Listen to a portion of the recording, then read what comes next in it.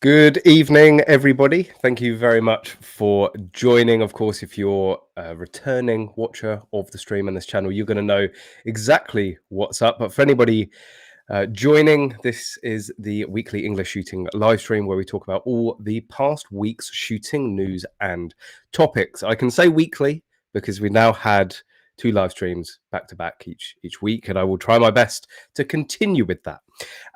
So for anyone new, get involved with the stream. You can ask any questions you like. I'll do my best to try and answer them. Bring up any topics that you would like to see discussed. I'm all about freedom of speech and discussing even the most difficult conversations or topics out there. So if you think there's something that needs to be hashed out, then please use that chat box. If you disagree with what I'm saying, then please, I want to hear the other side.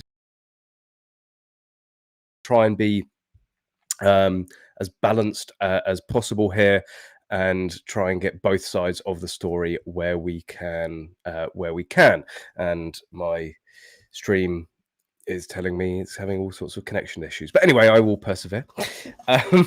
So yes, and of course, as Frank has said, I will tell you off if you don't like the stream. So this has been a sort of a I just saw it drop out for a sec there, but anyway, it's back up and running.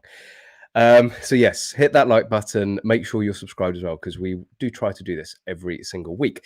So yes, there's been this big sort of melting pot, this big brewing pot, with both further legislation changes with shotguns or just firearms law in general, and also the lead.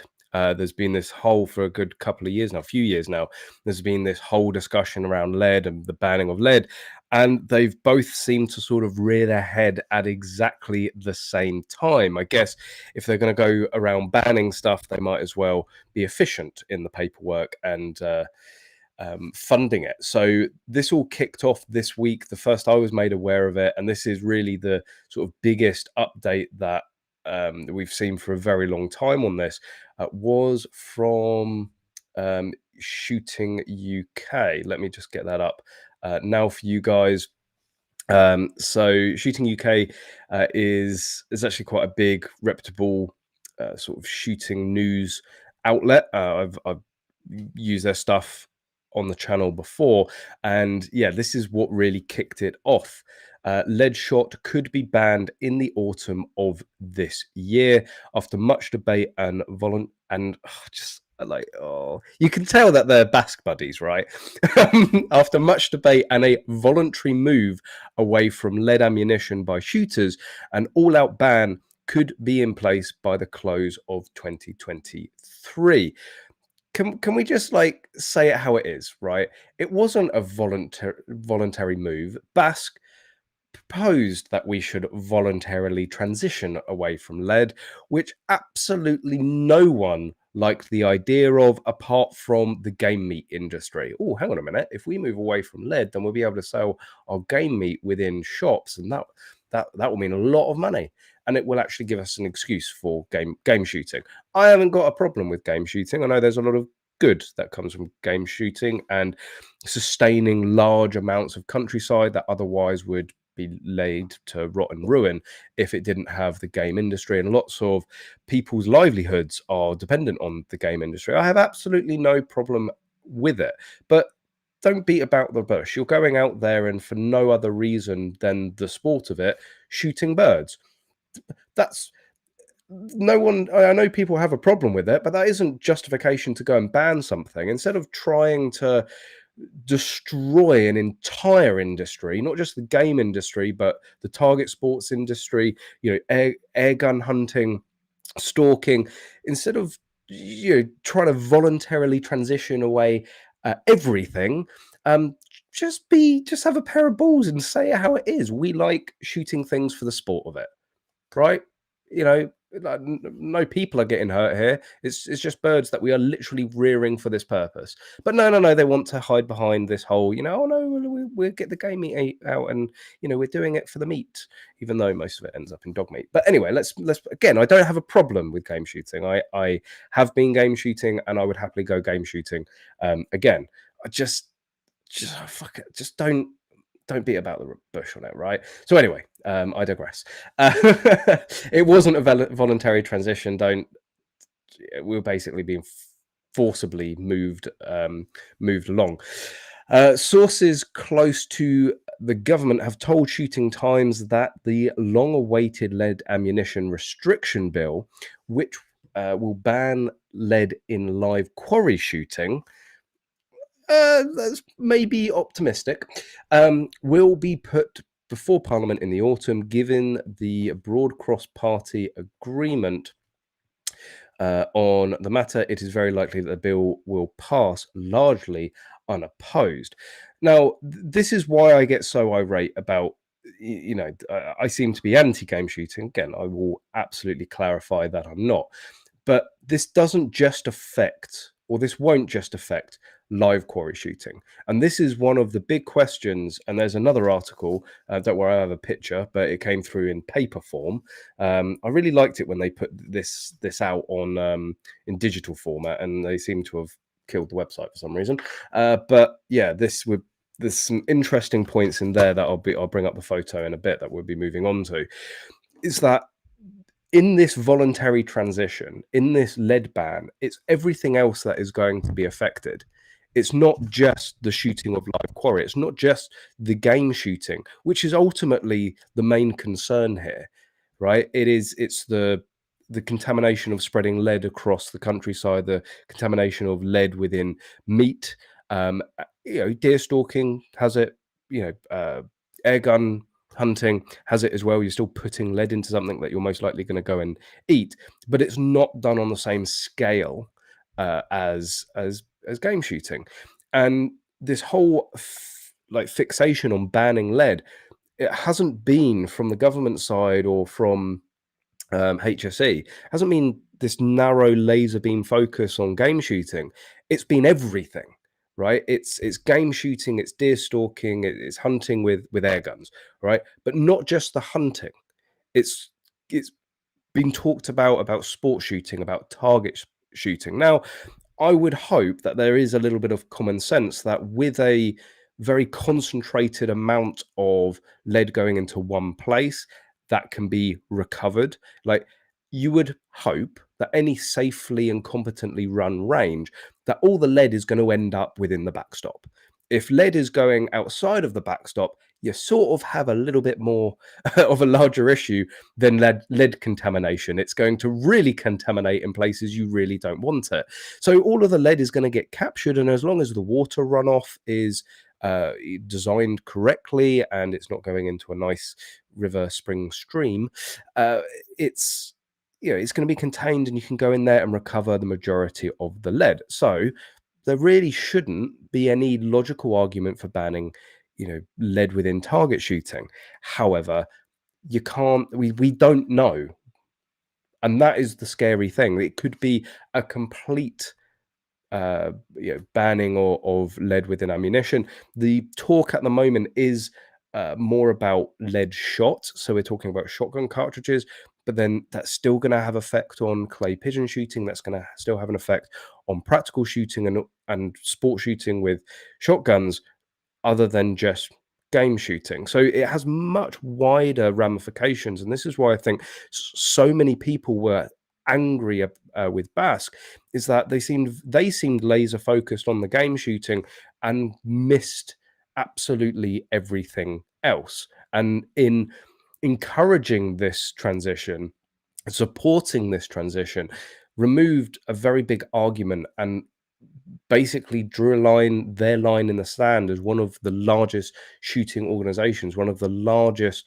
sort of bastions of this sport of firearms ownership. So that's why, myself included, so many people were disappointed, because we could see, even if we don't see a ban on lead shot or lead ammunition within target shooting and sport shooting, it's going to get more expensive. It's going to get harder and more difficult to get, because one of the main users will not be a user of it. There's scales of economy here, right? If the game industry just alone can't use lead shot, then the manufacturers are not going to produce lead cartridges in the same quantities. Therefore, the price per cartridge is going to go up. And I can bet you there's going to be some sort of lead license or some justification or laws on being able to have exemptions to have lead. And it's just going to be something else to trip over within our law. It's going to be something else that you have to put a license in for or get justification. So again, now I just preface probably the last 3 years of whinging from lots of people. The only major issue left to discuss is how long the grace period will be. Well, no, again, as we've just talked about, one of the biggest issues is we don't exactly know how far and wide this lead ban is going to be. So the only issue is how long the grace period will be from the bill being passed into it becoming law. The Health and Safety Executive's original time limit was 18 months, but the gun trade has been lobbying hard for more time, suggesting at least another 5 years. The only other issue still on the table are some possible. What? Oh, okay. Sorry. Well, screw you. The only major issue left, the only other issues. No. I think target shooting with lead ammunition is a pretty big, bloody major issue. Thank you very much. Again, it's this, the game shooters are just like, the game shooters are now like, well, we're going to lose lead. So really the only real big issue is how long we're going to be able to shoot it for. There are these smaller issues of, whole industries being destroyed by not being able to have lead ammunition anymore. Like the gall of it. Anyway, the only other issues still on the table are some possible exemptions for target shooting. Once these matters are decided, the bill will become law and lead will, by and large, be finally banned. So yes, they are the big questions. I don't think either of them are any bigger or smaller than the next. They're big questions, right? How far is this ban or restriction going to go? Is it just going to be lead shot? Is it going to be lead ammunition entirely? Is it going to just be, shooting birds? Is it going to be in all types of shooting? Some very, very big questions, and those sorts of time limits are very scary. If HSE are pushing for 18 months, they're looking at getting the bill in this year. Might take 6 months, maybe a year to get the bill passed. So what we're looking end of 24 that it could become law, and then another 18 months. So we could be looking as early as early 26. Right, so I don't think there is going to be a lead ban in 2023. We're certainly going to see the legislation cogs start to turn, and early 26 probably the earliest that we will see the ban come into effect, which really isn't enough time. And of course, one of the other big hullabaloos of our industry was that when BASC announced this voluntary transition away from lead, our largest shooting organization, the cartridge industry turned around and were like, that's impossible. BASC originally said 5 years. Now, that was pre-COVID. So they sort of said, we said 5 years, but actually COVID has sort of screwed things up for the last 2 or 3 years. So starting from now, it's just becomes farcical, doesn't it? It's like, no. We need more time. You said 5 years. This is the river that they've sent us down. They've got no argument. HSC go, you said 5 years. Yeah, but COVID. No, but you said 5 years. It's like, don't give them the goalposts, right? Don't make the goalposts even wider apart. If you think 5 years, make it 10, right? Because if you get into an argument and then they come back and go, what about 5? Then you're back where you are. Now they're saying 18 months. You said 5, they're saying 18 months. Well done. I do, of course, COVID was unpredictable, and it has royally got in the way. But even prior to that, all of the cartridge industry and cartridge manufacturers were going, 5 years is an impossibility. There is no way. There was literally one company with one sort of alternative to lead ammunition, and that was what, 3 years ago now, right? And they were saying there's no way that the entirety of the cartridge industry is going to have good solid alternatives to lead. And there is a video that I'm desperately trying to get out, where I actually go down and we use this it goes to, I've forgotten the name of the place. Stuart, if you're watching, I apologize. It's in my mind's eye. I'm gonna have to I'm gonna have to check what it's called. But went down to a country store. Let me find him. I can't talk about this and not give the name. He's gonna, if he's watching it, he's gonna kill me. Wadswick. There we go. Wadswick country store. Fantastic place, by the way. Take the missus, she'll love it. They've got this gun simulator, and we spent a reasonable amount of time actually using the simulator on birds. And my shot, I'm not exactly an expert shot, but I was getting a good consistent shot, and you'd be able to take it with leads, and it would and the bird would be it'd simulate a clean kill. And then what it allowed you to do is then go back and change it and go, well, what if it was the exact same cartridge but in steel, right? And the results were gobsmacking, right? You needed to use like a ridiculous load to be able to get anywhere near the same sort of clean kill factor as lead. It's just the alternatives out there are either ridiculously expensive and sort of unobtainable to most, although 5, 10, 15,000 pound a day game shoots are pretty unobtainable to most. But it really drove home how unprepared we are to transition. The air gunners have said there's absolutely no alternatives on the market for airgun pellets. There's some, but none of them perform in the same way.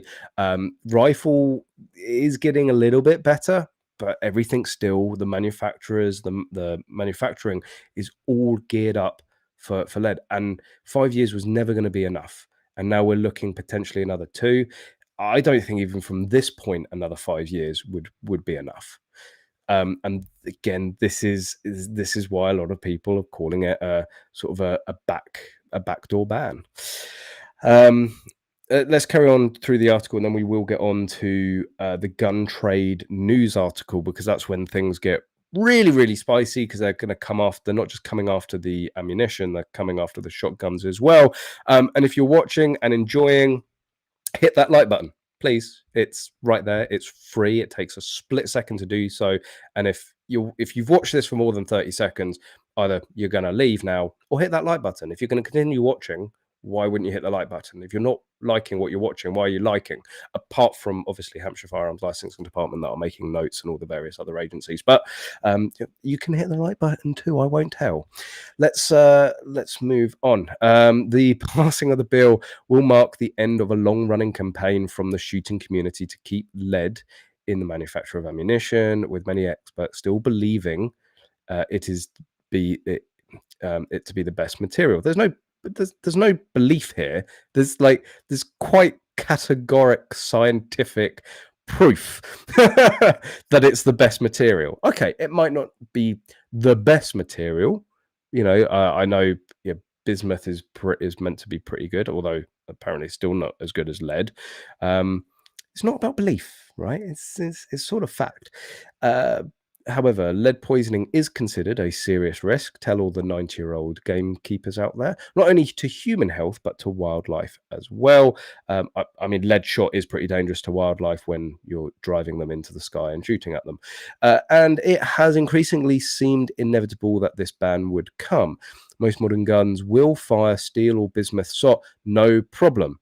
But some older firearms will probably have to be retired.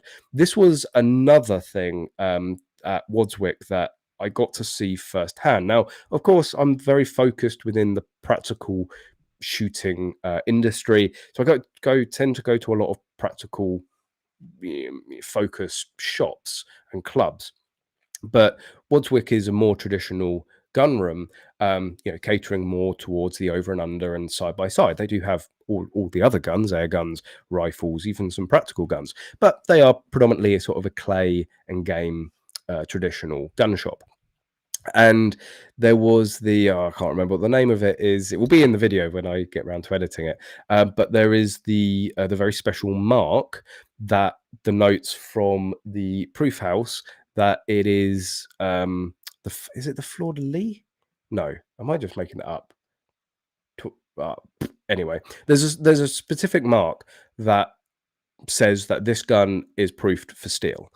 And it was this very interesting dynamic of there were these guns, these side-by-sides that were 20, 30 years old, identical, pretty much identical, same make, same model, maybe not same make, but very, very similar for all intents and purposes. One had this mark and was like 1,500 quid, one didn't, and it was like 200 quid.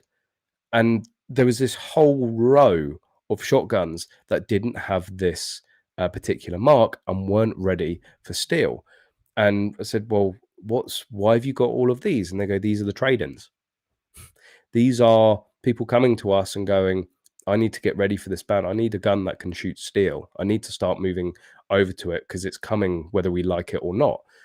And, they're having to buy these, 15, 200, £2,000 gun minimum starting price that are proofed for steel in a side-by-side. And then when they go, well, this is this was my granddad's. This was my granddad's shotgun. It was passed down to my dad. It was passed down to me, and I can't use it anymore. No point keeping it. I can't go out and shoot it if I'm going to move over to steel. By the way, how much can you give it to? Give me for it.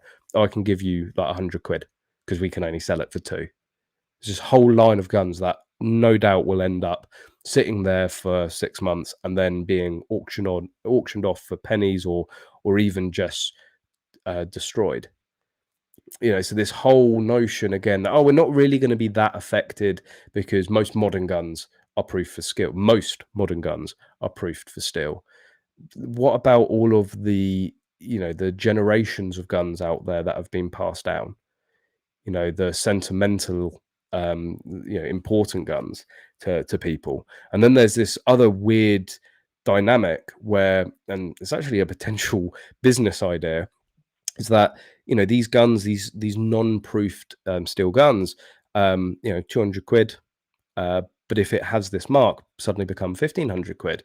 And you go, well, why wouldn't you just send them away for proof? And it's like, well, because they're going to try and rate it for steel. If it doesn't pass, then it's not good for steel, and also you could end up damaging the gun. So when you're talking 200, 1,000, 1,500 quid, you're like, oh, okay, not a huge amount of money in the scheme of things. But what if you have those 20, 30, 40, 100,000 pound guns that aren't proof for steel? Are you going to send those to the proof house at risk that they come back in bits? What are you going to do? Are you going to trade them in? The guns that you spent £100,000? Are you going to trade them in for a few grand because they're worthless because no one can shoot them? Or are you going to keep them in the cupboard, never to be used again? Like that's just one of the sort of unforeseen tragedies of what is going on here. I really don't like shooting UK or Shooting Times, reputable place, obviously very game focused. I don't like how this whole article feels like a little bit of a pitch. It's not really that bad. Don't worry about it. Don't worry. We should move away from lead voluntarily. Yes. Shooting Times contributor Diggory Haddock said the reality for driven game shooters using traditional British guns is that the cost of the average 200 bird day shot with bismuth instead of lead will go up by about £100. That should not be a game changer, apart from the fact that the ammunition is less effective and leads to more maiming, leads to less clean, shooting, or shots. For sporting clay, and if you think a 200 bird day, let's say an average shooter is shooting what, 4-1? Was that a good shot? Or say 5-1 on a, let's say 10 peg to keep the maths simple. So if somebody's shooting, let's say 4-1 on a 200 bird day, and you've got, say, 10 pegs, so that's 20 birds each shooting 4-1, so that's going to be 80 shots, right? So what they're saying there, again, when you bury into this sort of stuff, what they're saying there is, oh, it's only 100 quid, right? But that's 100 quid on like 80 shots. Like, you're saying it's going to go up over £1 a shot in reality. Like, it's, the way it's only 100 quid. Yeah, it doesn't sound a lot. And granted, a 200 bird day is not going to be cheap. In the scheme of things, 100 quid isn't going to be a lot.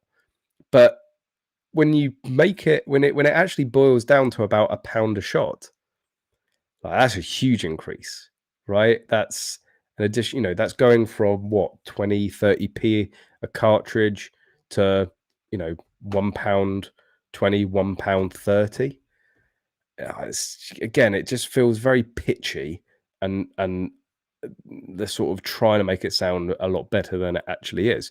That should not be a game changer.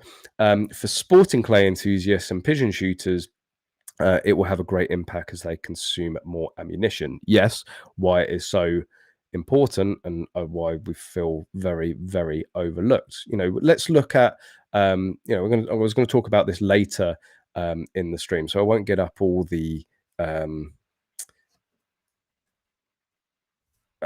details. Let me just find the link, but it's the Scottish Masters practical shotgun match this weekend, and that in one day we are going to be shooting a minimum of 186 rounds. Now, with misses, top ups, dropped ammunition, dud ammunition, whatever, that's really realistically is a minimum of 200 to 250 that will be used by most people. So let's put it on the high end of 250.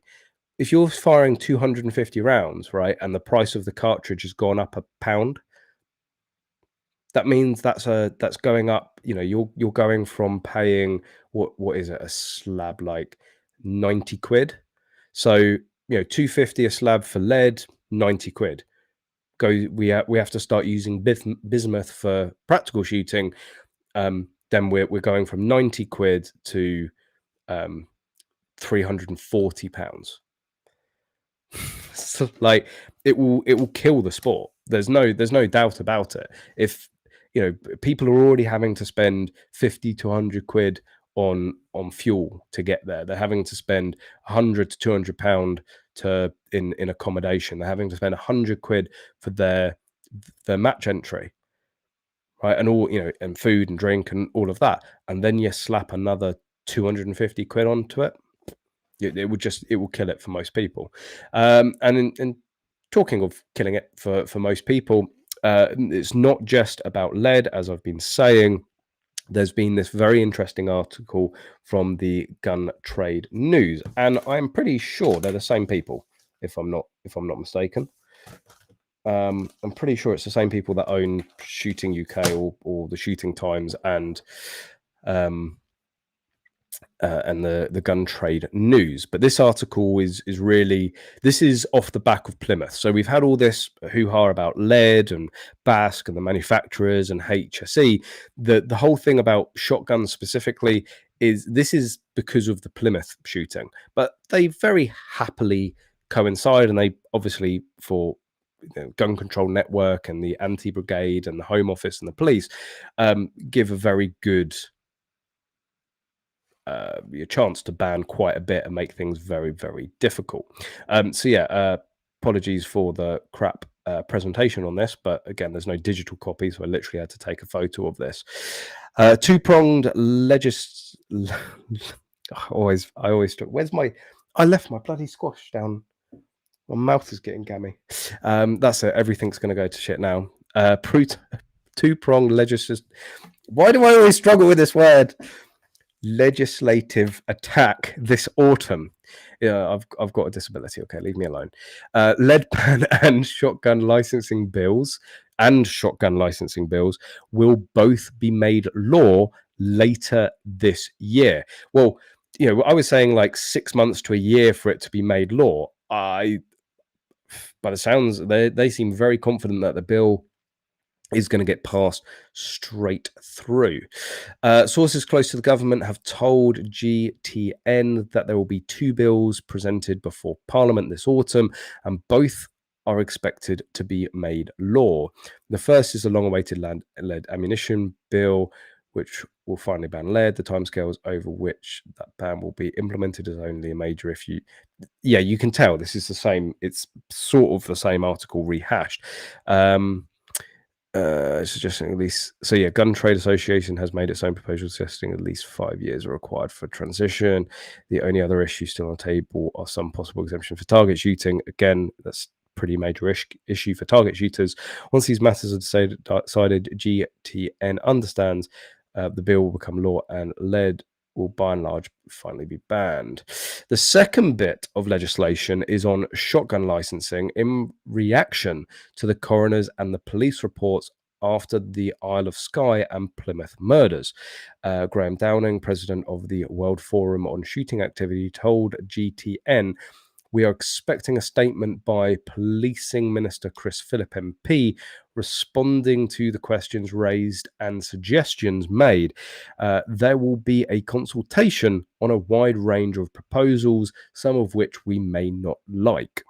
The main thrust of the proposals seem to around aligning shotgun certificates more closely to current rifle rules."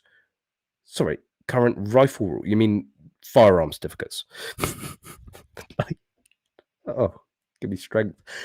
With variations potentially being required for any shotgun purchase, which many fear would disastrously impact shotgun sales. That's something that hasn't been suggested, I don't think, yet. We've been talking a lot about, everyone's knows that they wanted to align it more with firearm certificates, and that could be with having 2 references, having to provide good reason, but actually turning it into an all-out firearm certificate. Now, in fairness, in theory, on the face of it, I'm not necessarily against combining both the shotgun and firearms certificates for one, right? Because put aside for 1 second, put aside the additional barriers it would put in place for just wanting a shotgun, right? It would make just getting a shotgun a lot harder, which is bad, right? I'm not for that. But if you make it one certificate, the people that have shotgun certificates, or effectively the people that go and get this firearm certificate, this all-in-one firearm certificate just for shotguns, can then much more easily get a firearm certificate, which would see, like, it would probably do that, right? Relatively, there's, I think, 650,000 certificates between, no, there's I think there's 750,000 firearm and shotgun certificates, and like 650,000 certificate holders within the UK. So we would probably see that drastically drop, but we would probably see the number of firearms owned increase, if you see what. So for those that don't understand our really complex and sometimes hard to understand laws, we have a shotgun certificate and we have a firearm certificate. Shotguns are firearms, but they are specifically called shotguns. And then we have firearms, which are firearms under a firearm certificate. So when I say firearms ownership will increase, That's not including shotguns. That means rifle ownership will increase. Black powder pistols ownership will increase. Higher capacity shotguns, or high capacity, or non-restricted shotguns. Why am I saying high capacity? Standard capacity shotguns will increase. So if this is the big shift, if this is the big change, then what our organizations, associations should be doing is maybe pushing towards this one certificate and trying to make the barrier somewhere between a firearm certificate and a shotgun certificate, right? So it's a little harder to get than a shotgun certificate, but maybe a little easier to get than a current firearm certificate. But it's one united, singular certificate. Once you've got it, you got it. There's no like, oh, I'm going to get a shotgun certificate and then have to wait another 6 to 12 months for my firearm certificate after I've done. No, you get it all in one and then it's done. It would be a hell of a lot more efficient. It would probably be quicker and easier to manage for our firearms licensing departments, which is the real issue here. So I'm not necessarily against it. Just basically turning the shotgun certificate into a firearm certificate with all those extra barriers, but still keeping them separate. Dead against that. But yeah, the whole thing about having to bring in variations for shotguns, that is a big move. At the moment, with a shotgun certificate, you are free to buy and sell as many as you want. There's no checks or balances on that. Once you've got a shotgun certificate, you can go and buy shotguns at will, basically, because again, if you're safe enough to have one gun, why having 10? Why does 10 make a difference? But yes, it will impact shotgun sales. It will make things a lot harder and a lot difficult and a lot more slower. You won't have, at the moment, if you've got a shotgun certificate, you can impulse buy shotguns, and I've seen that done many a time. Neil Ragg up in from Rack and Load, I'm sure if he has tuned in or is tuning in or is watching, will yell from the top of his voice the Mossberg 500 that I saw for 50 quid, decided there's no way that thing's reliable, working, or in any way functional for 50 quid, and walked away. 2 minutes later, he's gone in, given him 50 quid, walked out with the Mossberg 500 that ran flawlessly. Yeah, not like I'm bitter. And that was a number of years ago. But anyway, impulse purchase, right? That would no longer, if you had to go and get a variation, an additional slot, that gun shop in that instance wouldn't, okay, it's only 50 quid, but you wouldn't have made that sale. There will be a consultation period. So again, like there's all this stuff about, it's these ones that are doing it, will both be made law later this year. There's no way that they will introduce a bill, have a consultation period, and pass it in law, right, by the end of the year. There's just apps. I hope I don't end up eating my words on this, but there's just no way. We're looking probably late 2024 at the earliest that this is likely to become law. Look how long it took for them to get the offensive weapons bill, and that wasn't solely about guns.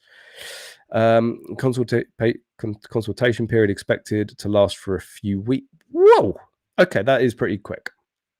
But that's still a few weeks. There's an additional month. They've got to write the bill, do the consultation. They've got to look through the feedback. Again, I still don't.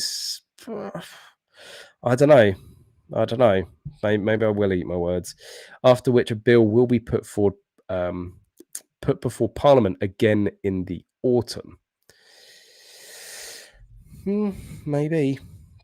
G&K Managing Director told us, I desperately hope the Home Office is common sense and does not adapt some of the unworkable recommendations of the coroner's report. I don't see how struggling firearms department will be able to cope with yet more licensing work.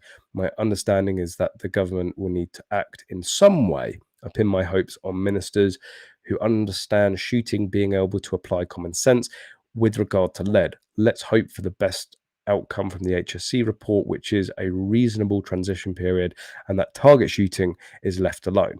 The move away from lead in game is already underway and seems inevitable. So in terms of the coroner's report, so this is, there's like so many different documents. But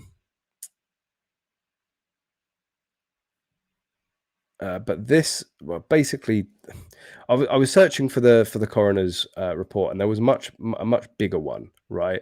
But this was the only one that I could find just before the stream, and this is pretty much all. Now I know there are coroner's reports. There is various documents that talk about more legislation changes for what we can own, how we can own, the hoops that we have to jump through, and all of that. But the overbearing call in the coroner's report was around firearms licensing, not the certificates, not the firearms legislation, but firearms licensing departments themselves. And it's interesting that we've got this solicitor's website that is giving a this was 10th of the 3rd 2023.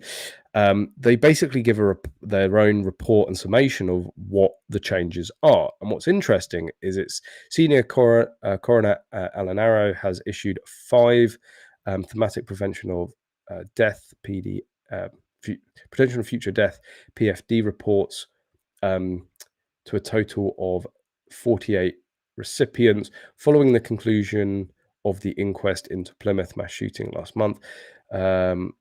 Finally, the receipts of the PFD reports include host secretary, all of this. The number is virtually unprecedented and is thought to be the first time a PFD report has been sent to all chief constables simultaneously or to the Lord Chief Justice. The reports, okay, so this is the reports make wide-ranging recommendations across a number of areas. So they are summating these 5 support reports, right? So this is, in my mind, right, this is an unbiased, nothing to gain here. We are going to give you the facts, sort of highlights. There should be root and branch reform of firearms legislation. The coroner expressed the view that the Firearms Act 1968 is out of date and not fit for purpose and contributes to a situation which endangers public safety. This is a huge statement, right? And again, a lot of people have been calling for it for a very long time, myself included. It is out of date. It isn't fit for purpose, right? Nobody can read it. There's so many contradictions. There's so many gray areas. There's so much open for interpretation. It needs to be clearer. But what needs to change there? That the Home Office statutory guidance on firearms licensing as currently framed is at best confusing and worst misleading. Exactly what I've just saying about the law itself. Its suggestion that licensing staff should not take into account allegations which have not been proved on the balance of probabilities when deciding whether an applicant is suitable to hold firearms is premised on a misleading of the underlying legal position. Sorry, its suggestion that licensing staff should not take into account allegations which have not been proved on the balance of probabilities when deciding whether an applicant is suitable to hold a firearm is premised on a misunderstanding of the underlying legal position. No, the underlying legal position is that you are innocent until proven guilty.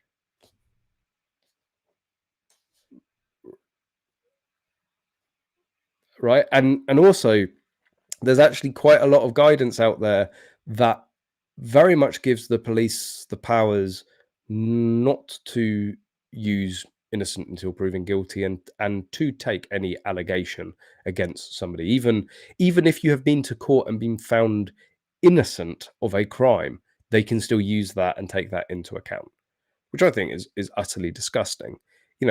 Allegations is maybe one thing. If someone's made a serious allegation against you, then that should potentially be investigated before giving somebody their, you know, their certificates.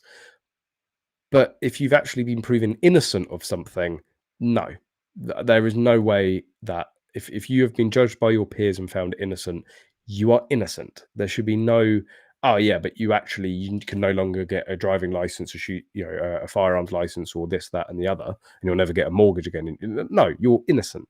You're free person. That there is an urgent need to develop and maintain a national accredited training regime for licensing staff. The coroner noted that this recommendation has been made on numerous occasions since the Dunblane massacre, but that over the past 27 years, there have been an abject failure by successive governments to implement it. That the Lord Chief Justice should ensure that adequate training. Oh, sorry, make your bid there. That adequate training on firearms legislation is made available to the Crown Court judges as a matter of urgency. Adequate training on firearms license is made available. Jesus. Wow. That's actually a much bigger thing, right? It's going to make me angry. What that is saying, in a roundabout way, is that judges, as they stand now, are not fit to be taking appeal decisions because they don't understand the law well enough. They don't understand firearms licensing well enough. So it's like even at the highest level in the law, in the courts, you're not getting a fair and just system, right? Because it's based on the judge's interpretation, which could be fundamentally flawed. That's how bad things are. That in the place that should be fair and just, and everyone should be equal to put their story, you know, to the courts, to have what should be an unbiased, fair, blind system to make the ultimate judgments. What it's saying is not even that is fit for purpose when it comes to firearms licensing. So how many people out there have had unjusts within appeals for, you know, having firearm certificates revoked, and the judge just simply doesn't have the ability or the competence when it comes to firearms licensing or firearms legislation to actually make an informed, fair decision. You know, because in my own experience, they always seem to lean a lot on what firearms licensing departments say, and tend to take it as gospel, which is not how it should be. Everything should be up for, you know, everything should be taken as a pinch of, with a pinch of salt from both sides. That's very, very interesting.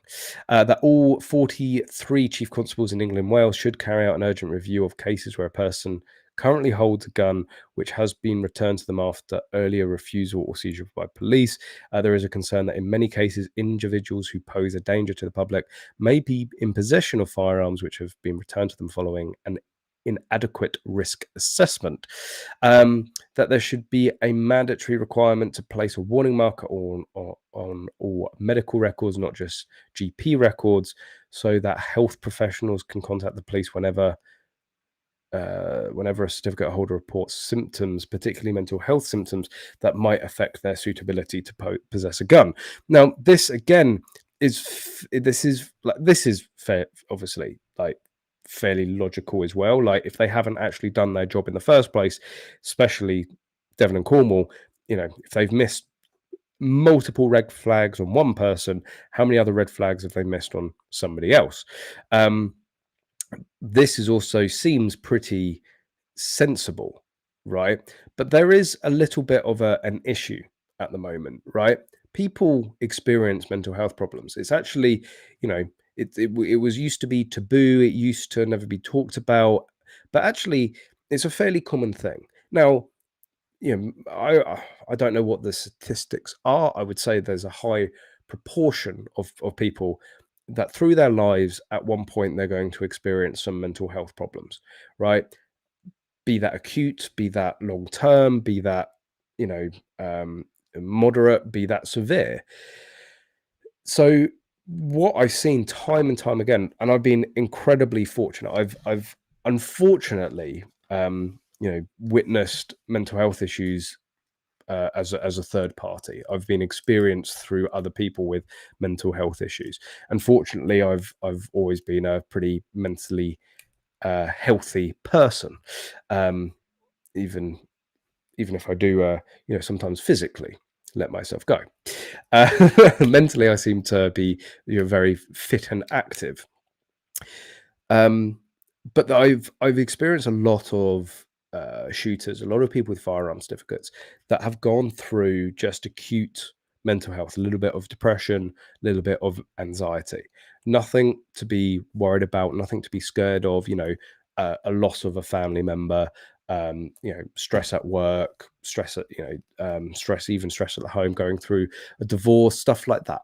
That's triggered mental health issues, and the real issue is that pretty much it's an unwritten rule that as a firearms owner, you don't go to your GP or you don't go to a medical health professional and tell them that you feel that you're having mental health issues, right? Because the system that we have seems to be so unfair and so biased, people are just panicked that as soon as they say depression, as soon as they say, I'm not feeling mentally well, I'm feeling anxious, I feel like I've got anxiety, people know that in most cases, where it certainly feels like the certificates, the licenses are just, they're going to be snapped away. Now, this isn't the case. There's a lot of people that have gone to their GP that have said, look, I'm a firearm certificate owner. I'm feeling a little bit depressed. Look, just give me a month's worth, and we'll address it then. Nothing major. I'm not going to off myself or anything. Just and the GP's been quite sensible and gone, yeah, okay, I don't believe this person is a threat. But there's been loads of people that have gone there for very minor mental health concerns, and suddenly it turns into a big thing. And somebody's already, this is the spiral, right? You're already feeling down, you're already feeling anxious, and then you get your certificates taken away. For a lot of people, that is a mental health outlet, right? That's going and blowing off some steam, going there and enjoying something you love. That's a mental positive.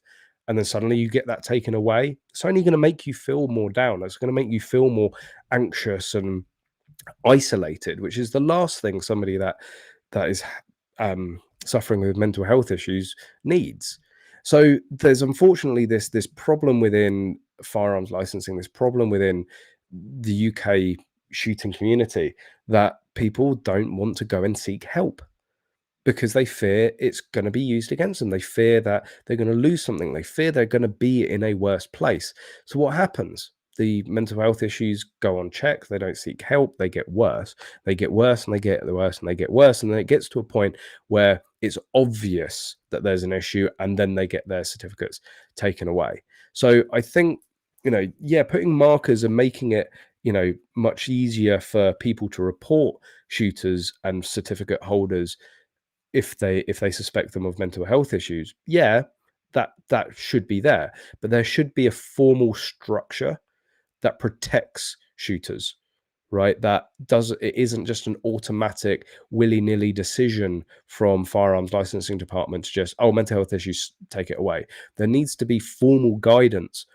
There needs to be like a severity measure, right? Just something that's more tangible, something that's more structured in making these assessments, rather than just an individual's opinion in a firearms licensing department, right? Then people, because all you're going to do is, if you know now that any medical health professional you go to has the ability to lose your licenses, you're just never going to go to a medical health professional for anything that you think might lose you your certificates. So on paper, it sounds like a very good idea, but it could be one of those things that actually causes more issues because people are even more frightened of seeking help for things that they need to go and seek help for. And the final point, the application fees should be set at a level which adequately funds the whole of the firearms licensing system. The inquest has heard evidence that at present the taxpayer subsidizes most of the cost of firearms licensing, with the resulting risk that licensing department are routinely underfunded. Sorry, no, not going to buy that one. That is absolute bullshit.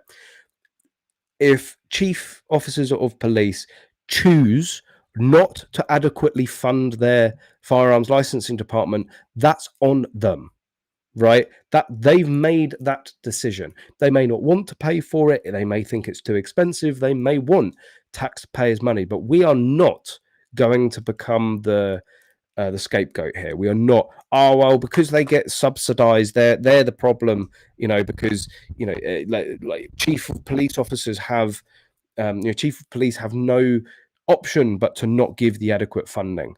Well, perhaps stop painting your cars in rainbow colors.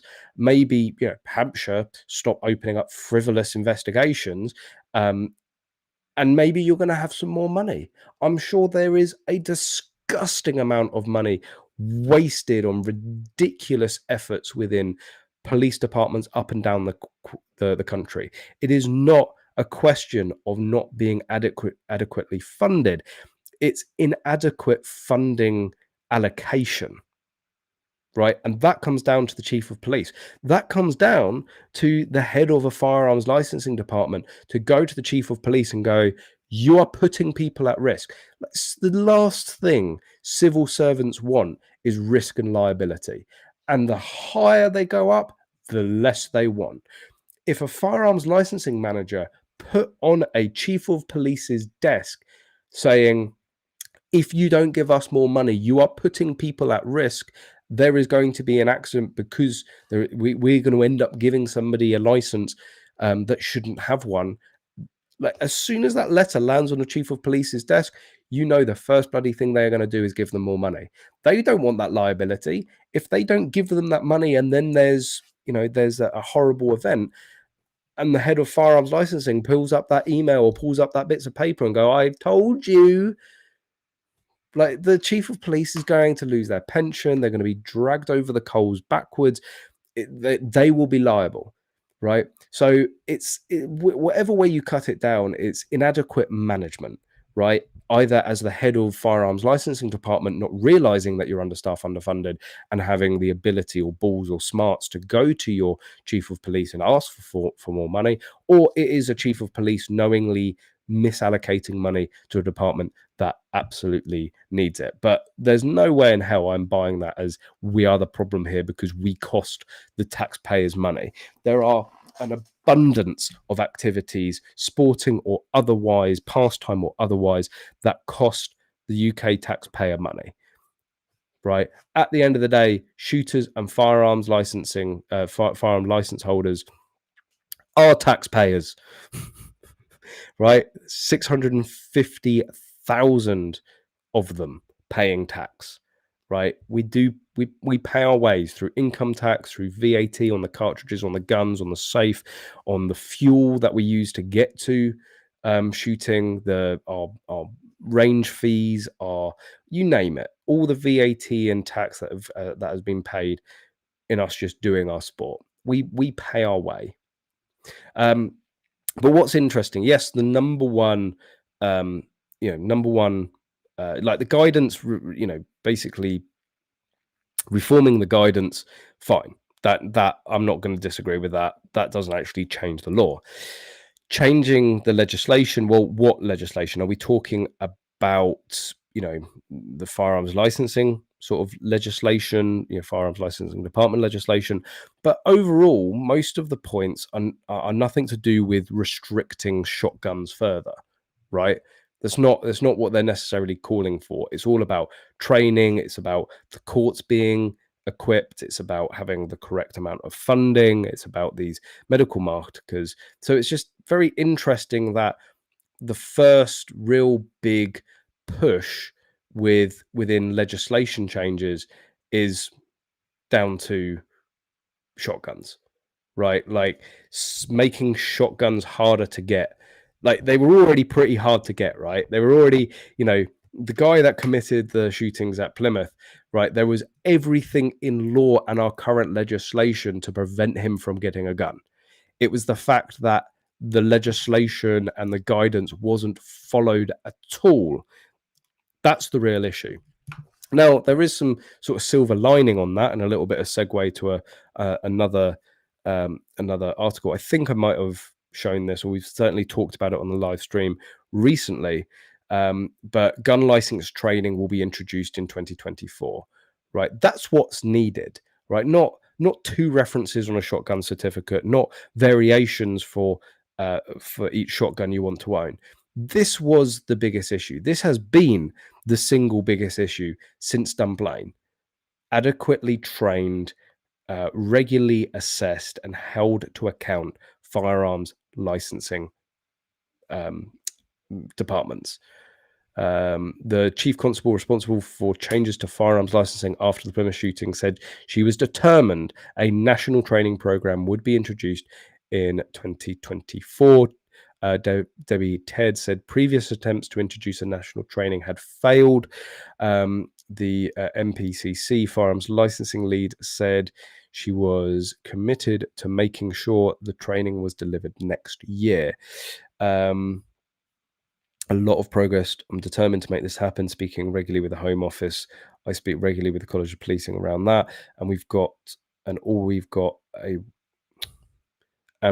all got a will that this will take place this time. Again, the standard, the quality of the training that has yet to be seen. But anyway, that's sort of the long and the short of the update to the lead ban, the update to further restrictions with shotguns, and with training with firearms licensing. What do you think? I wonder what brand of marker Callum uses to draw on his beard. Yes, slightly off topic there. Right, I can't help it that I am meticulous in getting sharp lines and that I have a very thick, healthy beard. Thank you very much. Thumbs up for a thick, healthy beard. We've got over 100 people watching, but under 100 people liking. If you're watching, you should be liking. And if you're liking, you should be hitting that like button. It's free. It takes a second. Just hit it. It does make a difference. And I guess Sharpie, to answer your question. Jan, yes, if 113 are watching, why only 30 odd likes? 30 odd likes. Refresh your page. There's a few more likes than 30. But yeah, what are you guys saying? I'd be interested to see how gun ownership has fluctuated over the last 3 years. Well, the recent figures, I think it was a 5% decline, of 3 or 5% decline on licenses being held. And it's very hard. There's a number of factors with that, but the biggest being COVID, right? Firearms licensing departments shut down. People weren't able to apply for shotgun or firearms certificates. There are also a lot of people with all the scaremongering, and people have lost interest. They've gone into other hobbies and thought, oh, screw it, I'm not getting involved with that. But there is a natural decay, right? Because people die, or people naturally, for no other reason, move out of shooting sports, right? So there's always going to be a natural decline. But when firearms licensing departments shut up shop, right, you're going to have the natural decline in the background, but no ability to fill in, right? And previous years have seen growth because shooting sports are being promoted more. People are out there on YouTube talking about it, you're showing it off and encouraging people into the sport using free modern media. So the sport has been growing, but of course, the Home Office and the police don't necessarily like that. So we have been encouraging more people, and we've been encouraging more people above the sort of natural decay or natural decline. But if people can't put in applications, if firearms licensing departments are taking 2 years to process an application form, then no wonder we're seeing a decline, because no one's able to get their licenses, and they're certainly not able to get their certificates or licenses at a higher rate than than the natural decay. Florida Lee, I was right. Jesus. I don't know. That just literally popped into my head. Or Florida Lee, Florida Lie.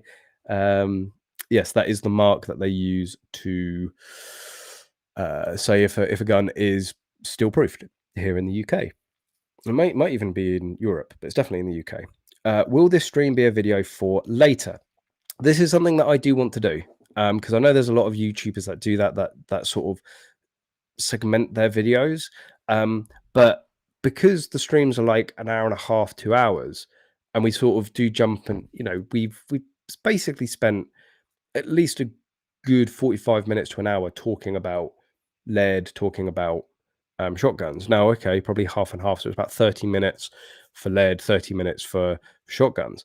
But I still have to go through and watch the watch the stream and edit it and chop it down. And in my mind, I might as well just sit there and re-say it. Because when I edit a video, or when I film a video,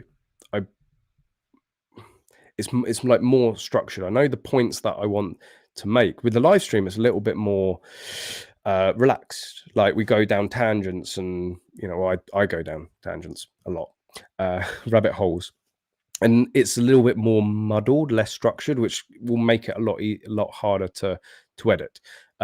Basically, I'm coming up with excuses not to chop it up into videos. There's also a thing with I haven't checked if the quality is good. I'm pretty sure there's a lag with the audio, and that's right. I think what I'm currently using only records in 720, and I tend to record in 4K if I do it as a dedicated video. Basically, I just need to get better at sitting down and actually filming videos, because all of these topics, like with the whole thing with the Scottish permitted development, that needs to be its own video. This whole thing about lead and I think it needs to be its own video. And I sort of get into the habit of, if it's been ticked off on a live stream, I don't really need to talk about it anymore. But I understand there's a lot of people that don't want to sit here for an hour and a half, 2 hours watching. So yeah, just need to film more videos, basically.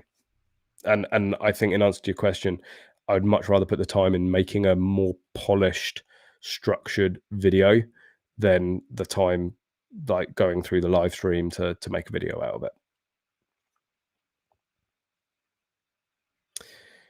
No, I wasn't aware of that. Remember, John Swift ex Basque went to lead advisory group and pushed the lead ban. Well, Basque were basically pushing the lead ban. It was like, it was, we should voluntarily transition. Oh no, they're going to ban lead. Stop. Oh, make your bloody minds up. Oh, we didn't mean it. We were just trying to look like we were doing something. Oh, it caught us. Bastards. A problem with this is, what about surplus or hand loaded lead ammunition? Pardon me. Yeah, it's going to kill everything, right? It's going to be an absolute mess. We're never going to be ready for it. They're never going to bring it in time to give us enough time to do it. It's going to be it's going to be bedlam. And the thing is, right, people are still going to use lead. We might be amongst the most law-abiding, upstanding members of society, being shooters and firearms owners. The old boy with the bloody lead shot set up in his shed, he's still going to be making lead rounds. You really think that people that are driving around in 150,000 pound custom Range Rover that has a pair of 100,000 pound match purdies that is paying £3,000-4,000 a peg to go on a 400-500 bird day. Do you really think that they're gonna not use lead? Do you really think really? Let's live in reality for a second. Do you really think they're going to they're gonna start using bismuth and steel and all of that? No. No, they're not. At the top level, and I would say even at the bottom, like grassroots level, people are gonna still use lead. People are going to stockpile lead ammunition like there is no tomorrow. Because either actually, maybe I should invest in some more lead cartridges. Because either you're going to get compensated for it, and the last compensation with the Mars and Lever release was very, very good, and there's a lot of people that actually made quite a lot of money. If it's similar for the lead ammunition and they bring in a compensation scheme, there could be a lot of money to be made. Or, then you have a black market. Of course, this is all illegal, and I don't condone this, and I don't, um, uh, I'm not suggesting people should do it. But I live in the real world. Like, I don't live in fantasy world. Like, people are going to stockpile it and continue to use it. There is going to be a black market for lead ammunition. And it's almost like if you don't ban it for target shooting, it's still going to be available to the game shooters. It's still going to be available to the pigeon shooters. You think some of these hard-nosed gamekeepers give two hoots if the police or the Home Office or tell them not to use lead ammunition, right? You know, I've seen what some of the gamekeepers end up inhaling, or what they expose themselves to over their career. They are not worried about lead. Let's get that out the window. So it's utterly ridiculous, and I think meaningless, and it just basically destroys an entire industry for very little gain. And everyone says, are we going to get rid of lead flashing in roofs? Are we going to get rid now? Are we going to ban people and evacuate people out of houses that still have lead paint, lead pipes?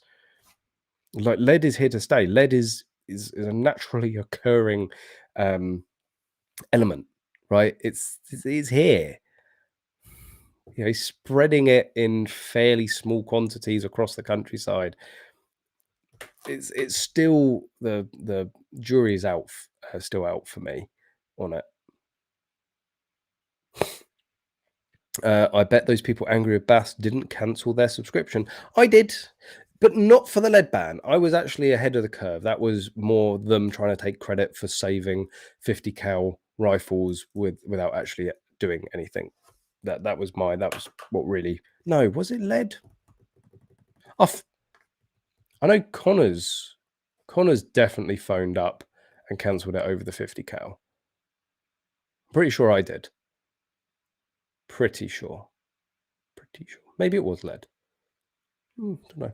Anyway, I've still cancelled my membership. I'm still deliberating. Yeah, they have been doing a lot of good stuff on the other legislation side of it. I'm still just don't think they've done enough to sort of reconcile the damage they did with the whole voluntary transition and the whole, that on itself. Again, I've talked about this so many times, but it's just still gobsmacking when you think about it. Just pushing forward for a voluntary transition that nobody wanted, that's annoying, right? And it opens us to attack, right? And that's what ended up happening. This sort of veiled attempt of, oh well, if we do it, they won't come in and do it. Are you stupid? Like, of course they're going to come in and force us to do it, especially if you start giving them goals of 5 years and, oh, we should because it's beneficial. Like, you just making the goalposts even wider for them. That was annoying, right? But what was just beyond incompetence and just beyond logic, right? Was, well, not beyond it, but just below just a complete devoid of. It was almost criminal, almost corrupt.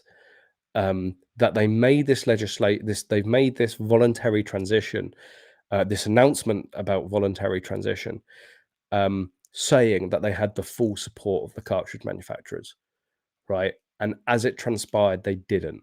It was one cartridge man. It was one person from one cartridge manufacturers who happened to be a salesman that told Basque that that the industry was ready, right? That was the information that Basque hinged the entire "we're ready to voluntary transition." It's just it's again, it's like it's criminal. It's just in sheer incompetence. Like if they know, oh, we just need one person to say it so we can do it because we actually know nobody's ready, but we just need one person to say it so we can say the industry's ready. And then when that letter dropped from the cartridge manufacturers saying no, like, you're just like, what is going on here? It was just that's what got me. You know, the first stage, the voluntary transition, annoying. Like actually, pretty much lying, you know, knowingly or otherwise, that was just criminal. And I just still haven't recovered, or I'm still not able to support an association or organization that does something like that. Omar, you guys can sell game meat in the UK. Absolutely, it is a big industry with a lot of money, which is why they don't want lead shot in it because they make even more money and sell even more. Yeah, you can go into most supermarkets and buy pheasant, partridge, venison, even rabbit. And we're getting. I think there's even. I think I saw. Did I see guinea fowl the other day? I don't know. But anyway, you can go in. You can go into any pretty much any supermarket and buy pheasant and partridge and you know, a whole host of game meats. Uh, Usually, they have to have been killed with steel or non-lead ammunition.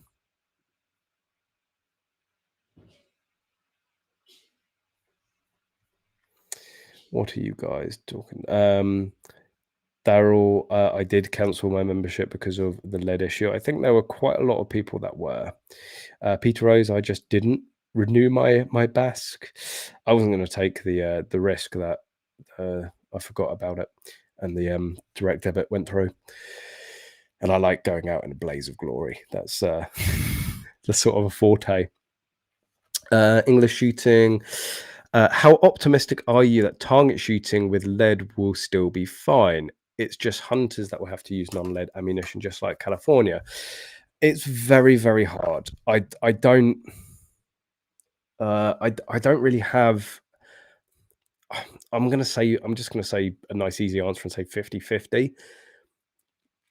I like to be optimistic. I'm a fairly optimistic person, but there's still the niggle that this is a backdoor ban, or you know, they genuinely believe that they need to get rid of lead, and they genuinely believe it's for the interest of public safety to get rid of lead in game shooting, right?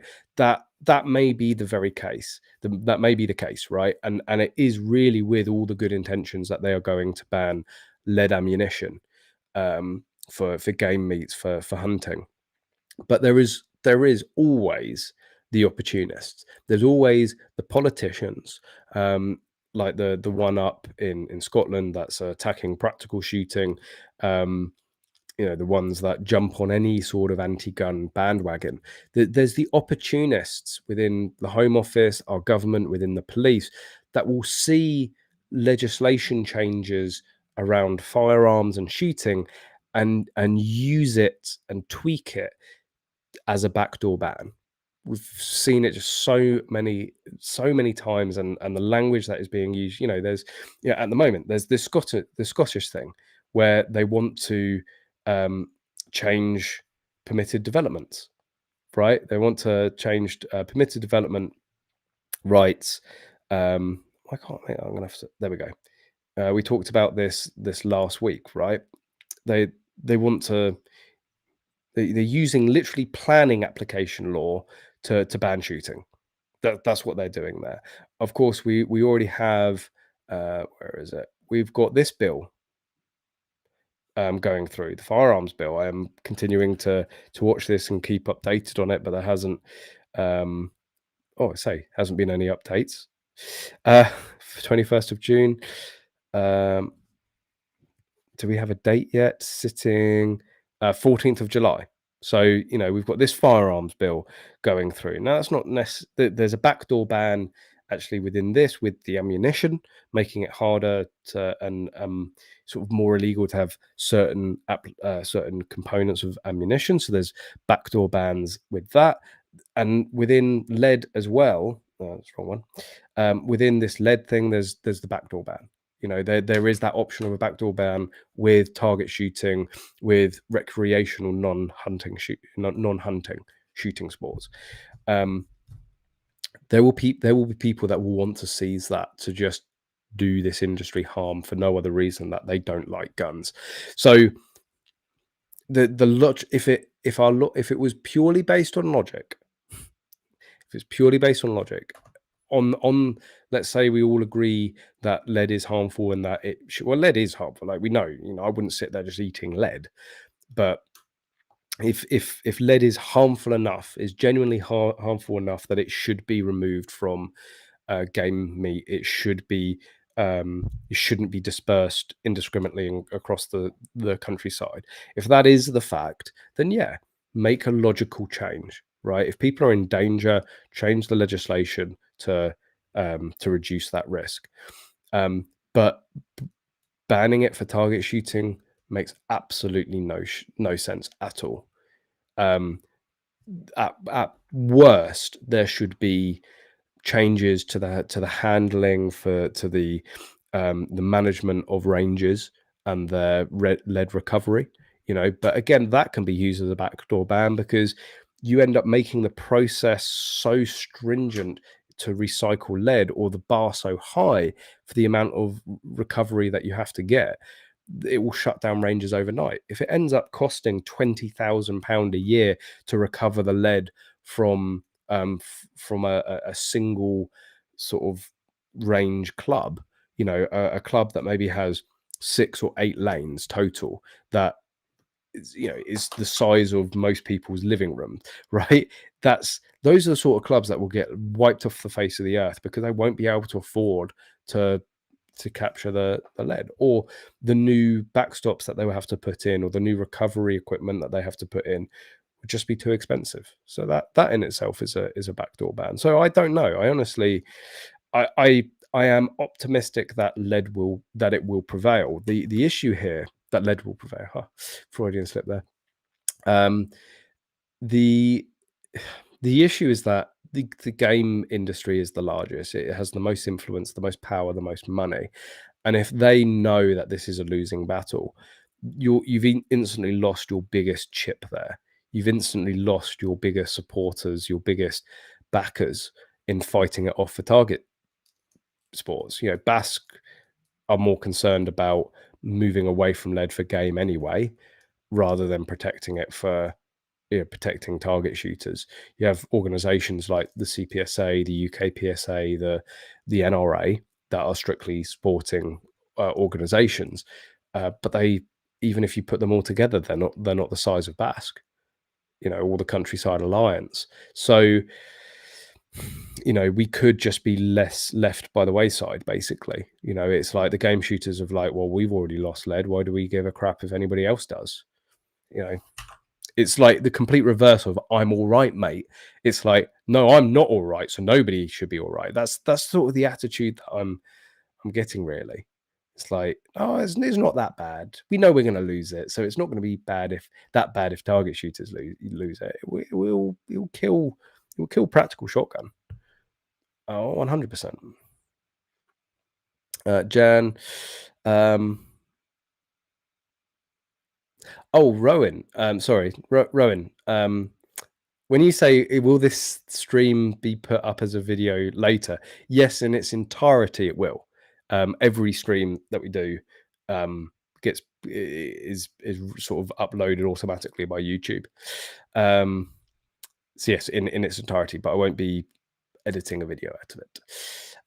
Sorry, back to Jan. Observation: if shotguns are put on FAC footing with the same restrictions as my firearms, worry is that these may be club specific and not open. Many clay shoots do Many clay shots do pest control and shoot days. So I get what you're saying. It's like, oh well, with a firearm certificate, it says, well, it might be a little bit of misunderstanding about how the laws around a firearm certificate.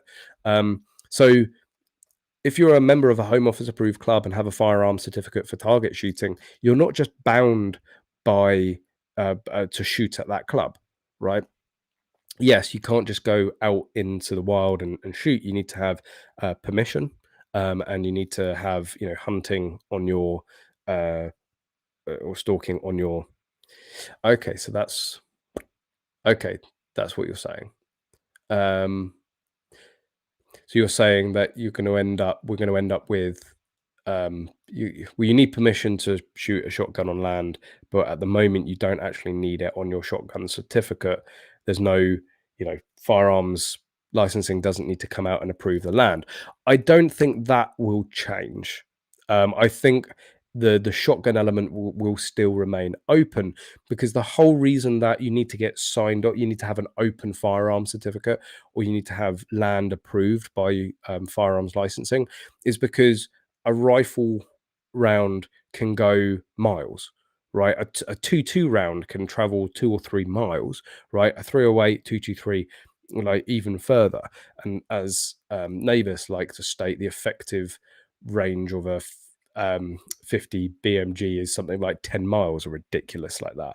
But anyway, um, the reason that you have that land approval for pest control, on a firearm certificate, is because they need to make sure that the land is safe, and that there's adequate backstops, and that you are shooting in a safe environment if one of those rounds that doesn't hit their target. With shotgun, with birdshot, you don't have that issue, right? Yes, people can, passers by, and you're shooting in the wrong direction towards a road. Yeah, you can still do damage, but usually you're shooting up into the sky, and lead shot falling on you isn't an issue. And lead shot doesn't really travel much further than a singular field, whereas a rifle round would. Again, it's an opportunity for a bit of a backdoor ban, just to bring in needless extra controls that you need to get land signed off of, but I don't think they would. It's not. It's it's it's why you have a closed and an open ticket. If you have an open ticket, you've demonstrated that you have enough experience and knowledge to be able to um, self-certify if a plot of land is safe. And to me, that's logical. If somebody has enough experience, has been doing it enough years, they know what is or isn't safe. And usually, those sorts of people are a much better um, judger of the land than actually the firearm. They know what they're talking about more than the firearms licensing departments. The reason for a closed ticket with somebody that doesn't have a lot of experience is that they may make the wrong. They don't have enough experience to make the right call.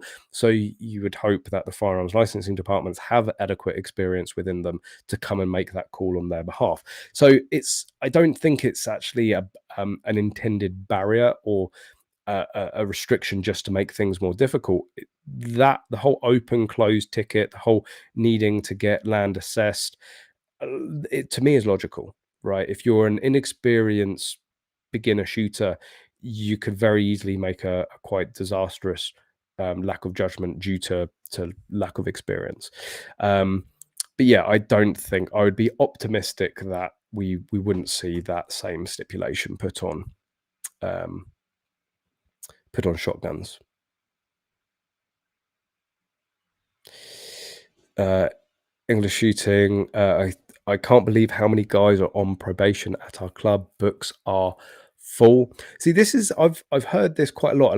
There's a lot of clubs that I know are like oversubscribed, that have like so many people on the probation, and they literally can't get them through their probation or membership fast enough.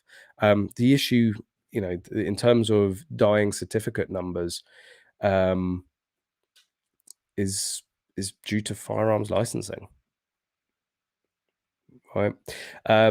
Some positivity. Um, oh, Dan. I won't start with some positivity. Started the review? No, not yet. Um, Soon, soon, magazine soon. Oh, what's this? Clicked on the wrong comment. Yes, I will be reviewing Dan's Trek 22 at some point when I have some time. Maybe next week. Maybe I'll sit down. I'll get Arian down and we'll do some filming. There's a lot of videos that I do want to film aside from talking head. But anyway, there is going to be some filming this weekend. Not like I need any more match footage to edit. But it is Recoil. It's the Recoil Scotland Scottish Masters. This was a highlight of last year. They did it was their first level 3 last year, and they did an absolutely fantastic fantastic effort and delivery of a level 3. Not only did they do like an astounding level 3, but they did 14 stages. It was a large, big level 3, and they built a bloody pirate ship, for crying out loud. So we're heading up there this Friday. So they're going to be leaving Friday afternoon. Tomorrow we'll be there all weekend. Fortunately, didn't interfere with the stream, so I was still able to do the live stream. But really looking forward to it. And I just thought we'd just have a quick whiz through the stages just to show you. It's too late. Basically, I'm teasing you. If you look at this and think, I want to do this, it's too late because I think registration is closed. Is it? Yes, you can't, or maybe I can't sign in because I've already signed up. But anyway, this is the sort of stuff that Recoil is doing, right? Castles. This is, I think, the longest stage, 28 targets, 140. This will be, I mean, like, I have sympathy for anybody that's starting on this stage, but yeah, you're going to be shooting out of a castle and moving through a tunnel, and yeah, there was a lot of movement, a lot of very dynamic stages last year. This was, I guess, this is what was the bunker last year. Pretty short stage.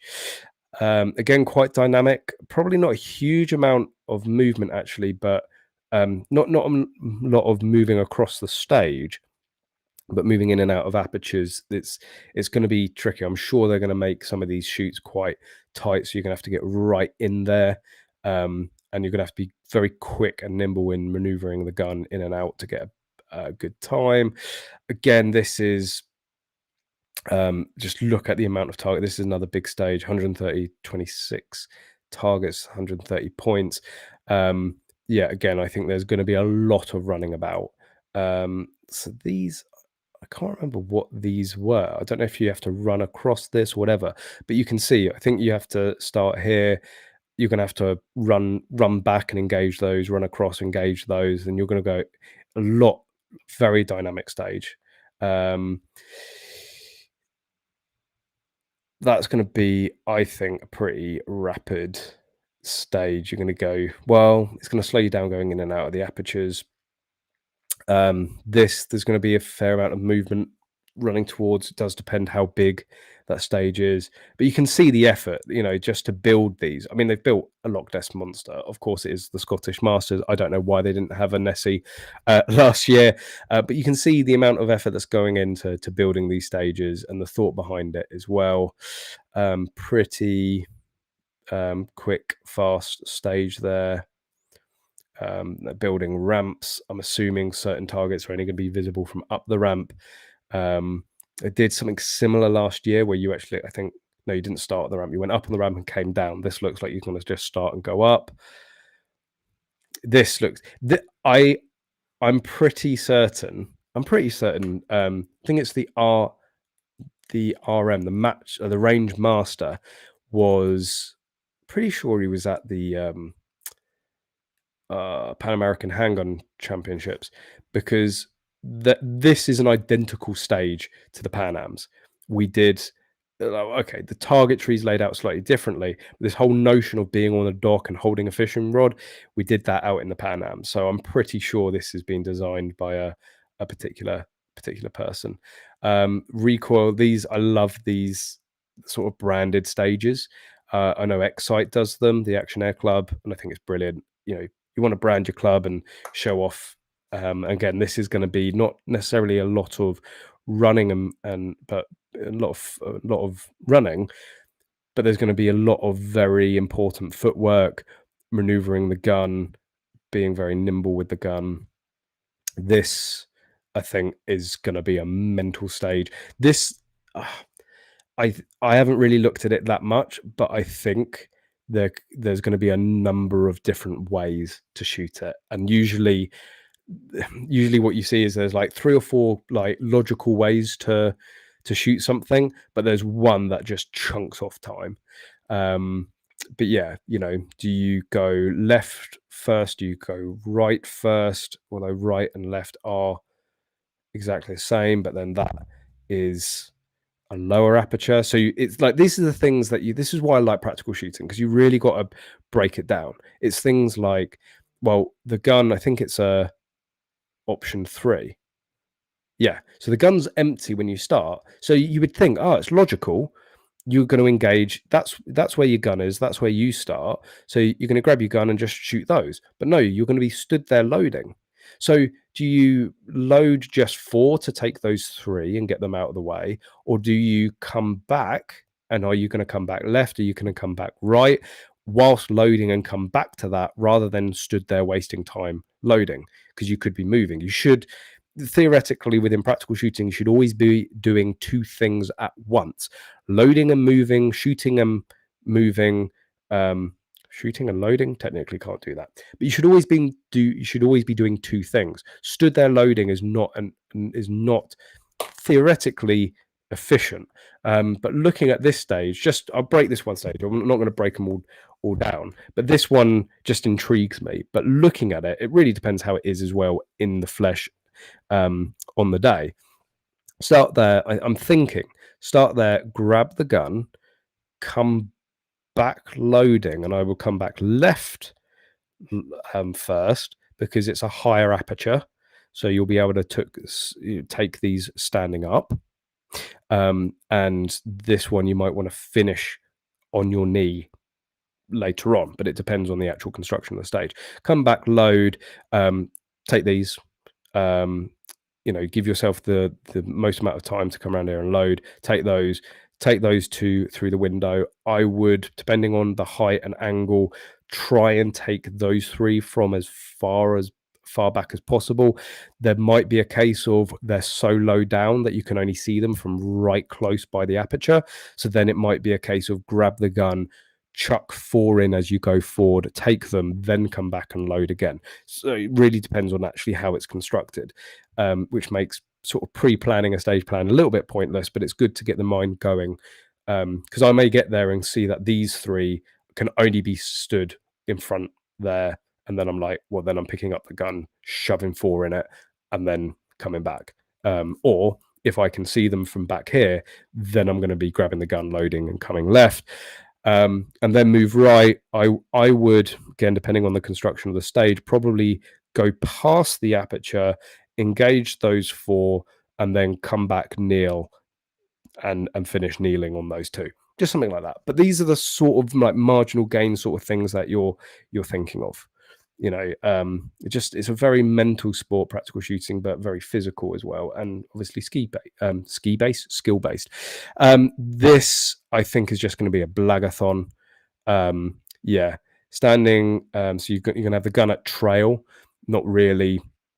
You know, most people drill that, but it is literally going to be on the beep. People are going to be, I reckon there's going to be some sub 2 seconds. Mate, well, time to first shot, and then like put 2 split 5. Definitely going to see 2 to 3 seconds. Like, and this again, this is part of, you get stages like this where there's no movement, there's no real thinking. Like, again, the only thing about thinking is that as a right-handed shooter, I'd be going left to right, because the recoil is going to drive the gun slightly to the right each time, so it's going to help you with that movement. But there's nothing else to think of apart from shoot fast, don't miss. Completely different to a stage like this. But yes, full open choke, depending on the distances, but I'd imagine they're going to be fairly close. like just open choke and just go. But yeah, I reckon we're going to see a lot of 2 to 3 seconds on this stage. Trail start might slow it down a bit, but I reckon the fastest time overall is going to be low twos, low mid twos, maybe even sub 2, which will be incredible to watch. Again, these are like little got you stages with the amount of no shoots, like very easy to push too fast and clip a no shoot, or think you've hit a swinging frangible and just not. I have seen people literally on a stage, you know, blah, blah, blah, blah, yeah, that was really good, start unloading, and everyone's like, has you not seen that clay's not been hit? And then you see them, like it happens every single time.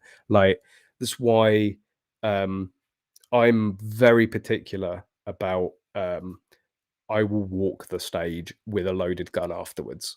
Right. I am not unloading until I am 100% confident that everything is down. And I think everyone should do that. And the thing is, the range is yours, the stage is yours until you have finished.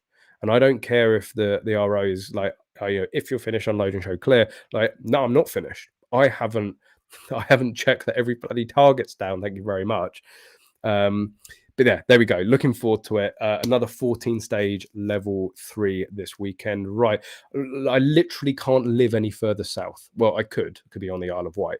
And it's very hard to go much further north. I know it is because it's like Edinburgh and Glasgow, and they're actually quite middle.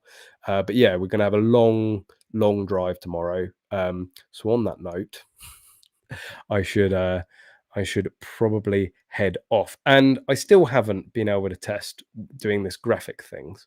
And Arian watched the stream last week and laughed. He was like, he was laughing at me. Oh, I saw the end of the stream. It didn't work. Well, he didn't tell me how to fix it. Does it work? No, I've literally got a banner that I can show to end the stream on. It's beautiful. But unfortunately, I can't. So that's not good. Can I use any of the default ones? I bet you there's some weird ones. What's that? That's a countdown. Okay, we have lava lamp to end the stream on. I just need to figure out why it's not actually. Oh. Oh, okay. I've been a little bit silly. I know now. I know why it's why it doesn't show. Okay, no, that's just my camera off.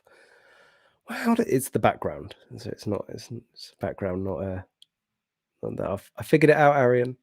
Don't mind me. I'm just trying to figure out how we use this streaming software. Just talk amongst yourselves. So how do I show the background then? Ah, that's how you show it. Well, you learn.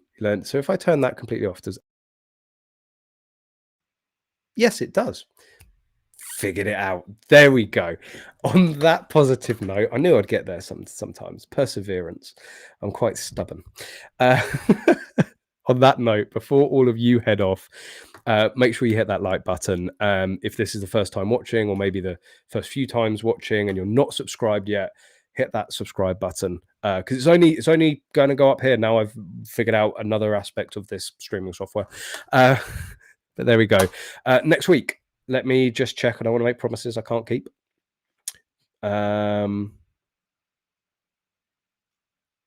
Yes, I do have something of like a bit of a job to do, but I should be back in time. So yes, stream next week. Hopefully nothing serious. Perhaps we can have a positive stream next week.